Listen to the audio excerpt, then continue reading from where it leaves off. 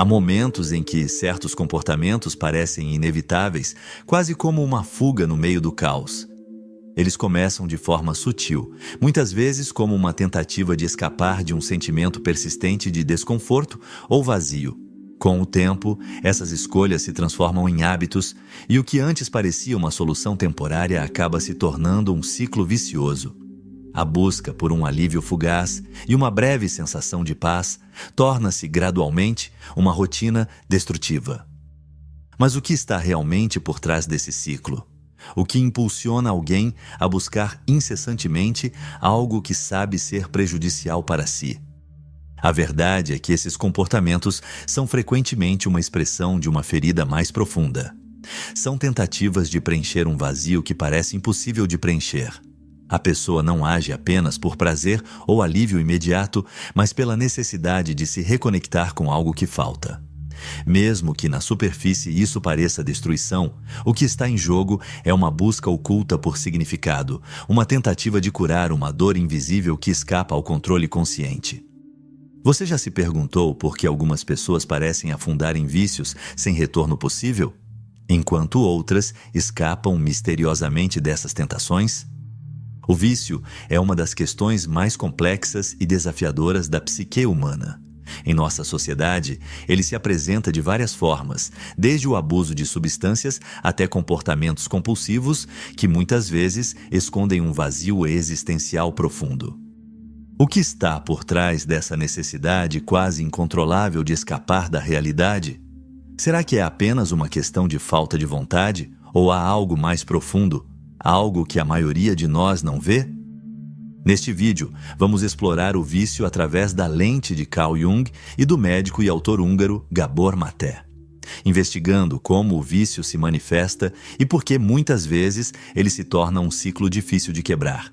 Veremos que nossos comportamentos viciosos não são apenas respostas a fatores externos, mas reflexos de conflitos internos não resolvidos.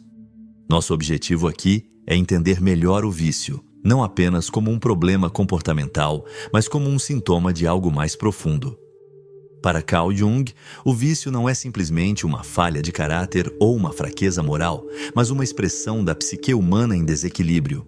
Jung acreditava que os vícios, em sua essência, são formas de fuga, tentativas de lidar com um sofrimento psicológico ou com um vazio existencial. Quando um indivíduo não consegue confrontar suas próprias questões internas, ele pode buscar alívio em comportamentos viciosos, que acabam oferecendo uma solução temporária para uma dor mais profunda. Jung via a psique como uma totalidade, uma complexa rede de aspectos conscientes e inconscientes. Quando alguém cai no vício, muitas vezes é uma tentativa inconsciente de preencher um vazio interior. Esse vazio pode surgir de várias formas, da falta de sentido, de desconexão emocional ou de aspectos da personalidade que não foram reconhecidos ou aceitos. Jung também acreditava que os vícios podem ser vistos como uma forma de fuga da realidade. Em momentos de estresse, angústia ou crise existencial, o indivíduo pode se refugiar em substâncias ou comportamentos compulsivos, como uma tentativa de escapar das pressões da vida. No entanto, essa fuga nunca é permanente e o retorno à realidade costuma ser ainda mais difícil. Isso gera um ciclo vicioso, onde o vício não resolve o problema, mas apenas o agrava. Gabor Maté, em seu livro O Reino dos Fantasmas Famintos, escreve: as falsas necessidades, não importa quantas vezes sejam satisfeitas, não podem nos deixar realmente satisfeitos. O cérebro nunca pode, por assim dizer, sentir que teve o suficiente, que pode relaxar e seguir com outros assuntos essenciais. É como se, depois de uma refeição completa, você ainda ficasse com fome e tivesse que imediatamente se esforçar para conseguir mais comida. Maté define uma adição como qualquer comportamento repetido relacionado a substâncias ou não, em que a pessoa se sente obrigada a persistir, independentemente do impacto negativo que isso tenha em sua vida e na vida dos outros. Quando pensamos em vícios, é comum nos concentrarmos nas adições às substâncias. No entanto, as adições comportamentais também são bastante comuns e podem ser igualmente destrutivas para a vida do indivíduo. O uso compulsivo de redes sociais, pornografia, videogames, O jogo e o sexo, as compras ou até atividades como exercício físico ou trabalho podem potencialmente se tornar adições. E como Maté explica, qualquer paixão pode se transformar em uma adição. Mas então, como distinguir entre as duas? A pergunta central é: quem está no comando, o indivíduo ou o seu comportamento? É possível dominar uma paixão, mas uma paixão obsessiva que a pessoa não consegue controlar é um vício. Se você tem dúvidas, faça uma pergunta simples. Dado o dano que você está causando a si mesmo e aos outros, você estaria disposto a parar? Se a resposta for não, você é um viciado. E se você não consegue abrir mão do comportamento ou manter sua promessa de parar, então você caiu na adição. Houve um longo debate sobre o que causa uma adição. Enquanto alguns explicam a adição como um problema que reside nas pessoas, uma explicação mais precisa é que a adição é o resultado da interação entre o sujeito e o objeto. Uma adição surge quando um indivíduo anseia regularmente por uma mudança em seu estado subjetivo ou senso de ser e se torna dependente de um objeto ou atividade para gerar essa mudança experiencial desejada. Em seu livro Adição por Design, Natasha Schull explica que, assim como certos indivíduos são mais vulneráveis à adição, também é verdade que alguns objetos, devido às suas características farmacológicas ou estruturais, têm mais potencial para desencadear ou acelerar uma adição. Sua potência distinta está na capacidade de gerar o tipo de mudança subjetiva convincente do qual algumas pessoas acabam dependendo. Dado que estamos e sempre estaremos cercados por objetos e atividades com potencial aditivo, neste vídeo vamos explorar o lado pessoal da equação e investigar o que faz com que algumas pessoas sejam mais suscetíveis à adição do que outras. Gabor Maté passou sua carreira trabalhando com viciados e, como ele argumenta, toda adição, seja severa ou leve, relacionada-se a substâncias ou comportamentos, é uma tentativa de encontrar alívio para o sofrimento e a dor emocional. As adições sempre têm sua origem no sofrimento, seja ele visível ou escondido no inconsciente. Muito mais do que uma busca por prazer, o uso crônico de substâncias é a tentativa do viciado de escapar da dor. As formas de dor que levam um indivíduo à adição são numerosas e variadas. Alguns se tornam viciados como uma forma de automedicação para a depressão, inseguranças ou distúrbios de ansiedade. Outros, para lidar com trabalhos ou relações altamente estressantes. E ainda outros, para evitar o sofrimento da falta de propósito ou da desesperança diante do vazio existencial de suas vidas. Gabor Maté conta que, em uma conversa com um homem de 47 anos, que havia sido viciado em drogas desde a adolescência, ele perguntou por que continuava a usar drogas, e o homem respondeu: "Não sei, só estou tentando preencher um vazio na minha vida, aborrecimento, simplesmente falta de direção." Em muitos casos, a dor emocional que se busca escapar por meio da adição tem raízes no passado, especialmente na infância. Estudos mostram que a maioria dos viciados em drogas duras cresceu em lares abusivos. Carl Jung escreveu: "Todas as dificuldades parentais se deixam sem falta na psique da criança, às vezes com resultados patológicos." A influência dos pais no desenvolvimento da criança e sua suscetibilidade a vícios na vida adulta não pode ser subestimada. Assim como o bebê no útero está imerso e completamente dependente do corpo da mãe, nos primeiros anos de vida, quando o cérebro é mais maleável, a criança está emocional e psicologicamente fusionada com os pais. Uma infância disfuncional, carregando a dor da ira e do abuso parental, suprime o sofrimento profundo do transtorno emocional na mente da criança e altera o desenvolvimento cerebral de maneiras que aumentam a probabilidade de adição. Gabor Maté explica que muitos viciados em substâncias dizem que se automedicam para aliviar sua dor emocional. Mas mais do que isso, o desenvolvimento cerebral deles foi sabotado por suas experiências traumáticas. Os sistemas de dopamina e opioides, o cérebro límbico, responsável pelas emoções, o sistema de estresse e as áreas de controle de impulsos do córtex simplesmente não podem se desenvolver normalmente em tais circunstâncias. Mas não é apenas o trauma infantil que torna uma pessoa mais suscetível à adição. Crianças que cresceram com cuidadores emocionalmente frios ou distantes também são muito mais propensas a recorrer a adições na vida adulta. O psicólogo Alan Shore chamou essa situação de ausência emocional parental de separação próxima. O pai está presente fisicamente e satisfaz todas as necessidades físicas do filho. No entanto, devido ao estresse, depressão ou outros demônios internos, o pai não nutre o filho psicologicamente ou emocionalmente. Como Gabor Maté explica, em O Reino dos Fantasmas Famintos, um filho também pode sentir angústia emocional quando o pai está fisicamente presente, mas emocionalmente ausente. Em circunstâncias normais, um filho que percebe essa separação emocional buscará se reconectar com o pai. Se o pai não responde ou não responde adequadamente, o filho desenvolverá mecanismos de enfrentamento inadequados, como, por exemplo, balançar-se ou chupar o dedo como formas de autocalmamento. Ou ele simplesmente se desconectará para escapar da angústia.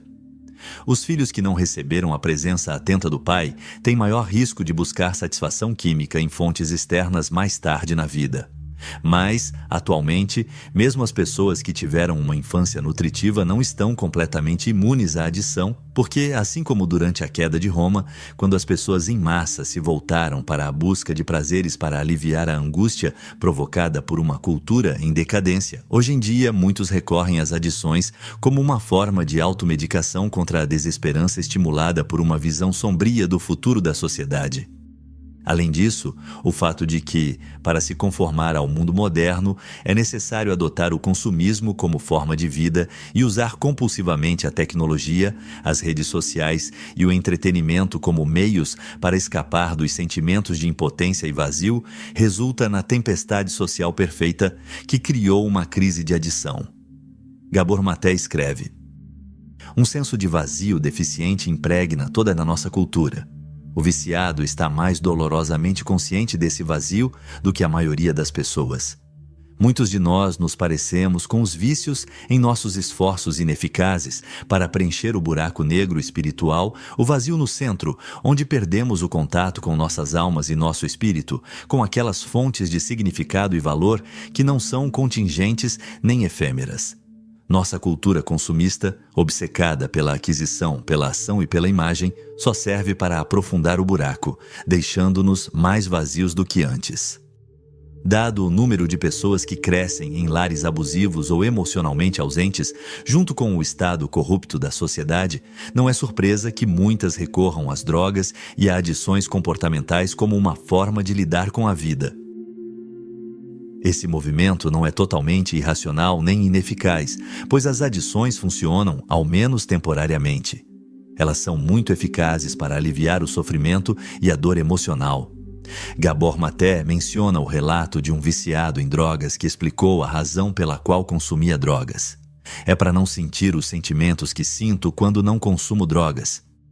As adições não são eficazes apenas para proporcionar alívio do sofrimento e da dor emocional, pois a indulgência também pode elevar temporariamente alguém da monotonia ou miséria da vida cotidiana e levá-lo a experiências carregadas de emoção, significado e alegria.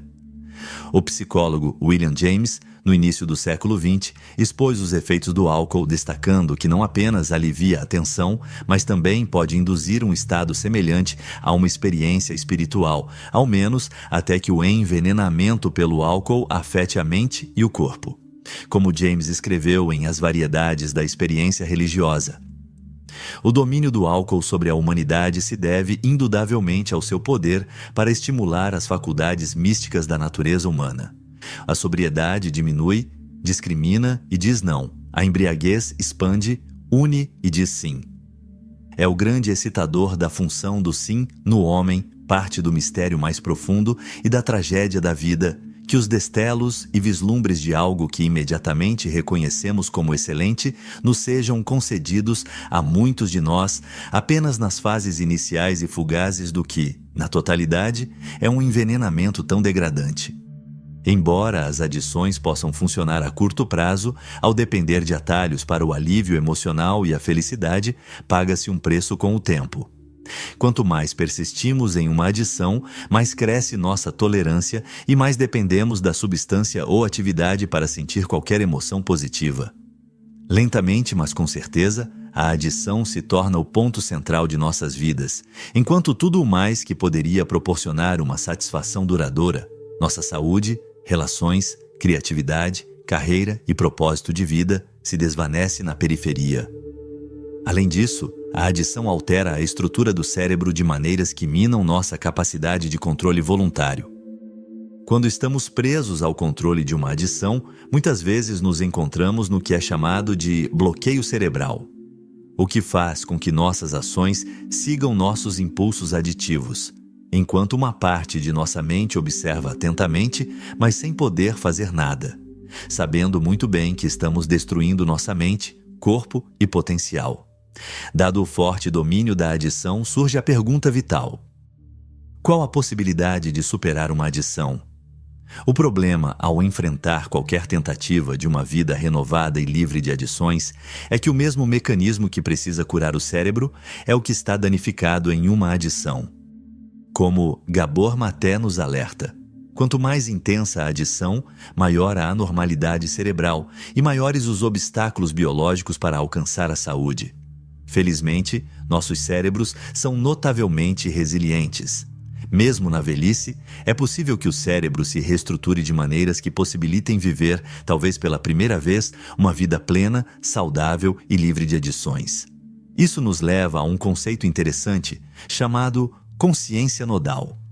Essa forma de consciência pode interromper o ciclo da adição, porque, em vez de sucumbir às polaridades de prazer e dor, anseio e satisfação, ela permite que a pessoa experimente o espectro completo da experiência humana com profunda equanimidade.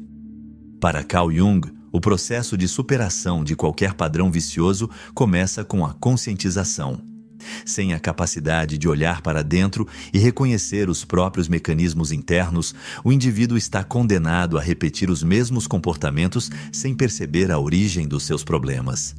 Esse processo de conscientização é um passo crucial para a transformação, pois permite ao indivíduo perceber que o vício não é a solução, mas uma fuga do verdadeiro problema psicológico.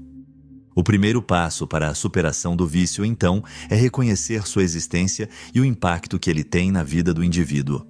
Isso pode parecer simples, mas muitas pessoas se encontram presas no ciclo vicioso de negação por anos, sem nunca questionar profundamente os motivos que as levam a buscar alívio em comportamentos prejudiciais. Quando o vício é finalmente reconhecido como uma solução temporária para uma dor maior, o processo de cura pode começar. A partir desse ponto, o indivíduo deve refletir sobre os aspectos de sua vida que o conduziram ao vício. A reflexão é essencial porque, sem ela, a pessoa não pode entender as causas profundas de seus comportamentos. Como Jung descrevia, a psique humana está cheia de camadas de complexos e símbolos, que muitas vezes permanecem ocultos até que o indivíduo esteja disposto a olhar para dentro de si mesmo. O vício, de acordo com Jung, é uma manifestação simbólica daquilo que está escondido na psique, uma tentativa inconsciente de lidar com o sofrimento e com as sombras internas. Quando a pessoa começa a refletir sobre seu vício, ela está, na verdade, começando a trilhar o caminho da individuação. A individuação, um conceito central na psicologia de Jung, é o processo de integrar todos os aspectos da psique, tanto os positivos quanto os negativos, em uma totalidade. Isso significa olhar para a sombra e para os aspectos reprimidos, sem julgamentos, mas com uma disposição para entender o que esses aspectos têm a ensinar. Esse processo de autoconhecimento e reflexão pode ser doloroso, mas é também a chave para a libertação. No caso do vício, a reflexão ajuda a pessoa a identificar padrões de pensamento e emoções que sustentam o comportamento vicioso. Por exemplo, um alcoólatra pode perceber que o álcool se tornou uma forma de enfrentar a solidão ou a falta de propósito. O vício, nesse caso, não é apenas sobre a substância, mas sobre o que ela representa, um mecanismo de defesa contra o sofrimento emocional. Quando a pessoa consegue refletir sobre isso, ela pode começar a buscar formas mais saudáveis de lidar com suas emoções e sua solidão, substituindo o vício por comportamentos mais construtivos. Praticamente toda ação que tomamos é uma tentativa de resolver o problema do eu. E a adição não é diferente, é apenas uma forma mais extrema de ação repetitiva, criando trilhas neurológicas profundas no cérebro. Com o tempo, essas trilhas se tornam tão profundas que se tornam quase inevitáveis e, em certo ponto, inescapáveis. Tanto Carl Jung quanto o conceito de não-dualidade abordam a adição de maneira similar. Ambos sugerem que a solução para o problema da adição passa pela transcendência do eu separado ou da dor e contradição do ego. No entanto, há uma diferença. Jung busca resolver o problema do eu, trabalhando para integrar os diferentes aspectos da psique, algo que ele chamou de arquétipos do eu. Quando isso acontece, o eu deixa de estar em guerra consigo mesmo e, assim, a pessoa experimenta uma sensação de totalidade autotranscendente, o que inicia um despertar espiritual e uma mudança radical na consciência. Essa mudança na consciência é tão profunda que também transforma os padrões de comportamento aditivo. O erro mais comum que as pessoas cometem ao lidar com a adição é pensar que ela é simplesmente uma questão de falta de força de vontade. Na verdade, a adição é exatamente o oposto disso. Ela é, na verdade, um reflexo do reconhecimento de que o problema da adição vai além de uma simples falha de resolução pessoal. Isso não diminui a responsabilidade individual, mas reconhece a necessidade de um poder que está além do poder pessoal se alguém deseja realmente escapar das garras da adição. Embora o processo de superação do vício seja, em última análise, uma jornada interior, o apoio social desempenha um papel crucial na cura. Carl Jung reconhecia que o ser humano é, por natureza, um ser social e que a psique é profundamente influenciada pelas relações com os outros. Isso significa que, embora o vício muitas vezes tenha raízes em conflitos internos, ele também está relacionado a dinâmicas sociais e culturais que podem reforçar ou dificultar a cura. Em outras palavras, a jornada de superação do vício não pode ser feita isoladamente. É essencial contar com o apoio de outros para promover a transformação e a cura completa. Jung acreditava que o ser humano se desenvolve dentro de uma rede de relações, tanto pessoais quanto coletivas. Essas relações têm um impacto profundo sobre o indivíduo, moldando sua psique de maneira significativa. No contexto do vício, isso significa que o ambiente social, as amizades, a família e até as estruturas mais amplas da sociedade podem facilitar ou dificultar o processo de cura. O vício, muitas vezes, se enraiza em um isolamento emocional ou social em que o indivíduo se desconecta das pessoas ao seu redor, seja por vergonha, medo de julgamento ou pela percepção de que não pode ser compreendido. A jornada de cura do vício, portanto, deve ser acompanhada por um processo de reintegração social. Isso implica em reconectar-se com a comunidade, com amigos e familiares e criar novas redes de apoio. As relações sociais saudáveis podem oferecer um espaço de compreensão, aceitação e crescimento, elementos essenciais para a recuperação.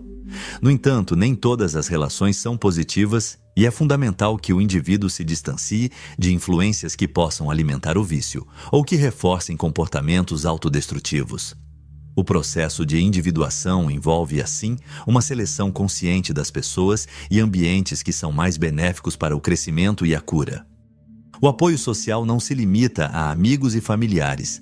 Muitos programas de recuperação, como os de grupos anônimos, oferecem uma rede de apoio que pode ser igualmente poderosa.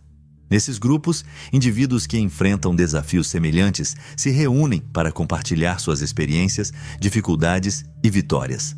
O simples ato de ouvir e ser ouvido pode ter um efeito curativo significativo. Jung entendia que as experiências coletivas, as narrativas compartilhadas, ajudam o indivíduo a sentir que não está sozinho em sua luta, proporcionando uma sensação de pertencimento que é essencial para a cura.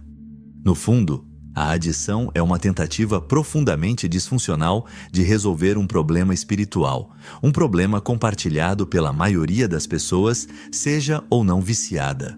como Gabor Maté escreve em seu livro O Reino dos Fantasmas Famintos.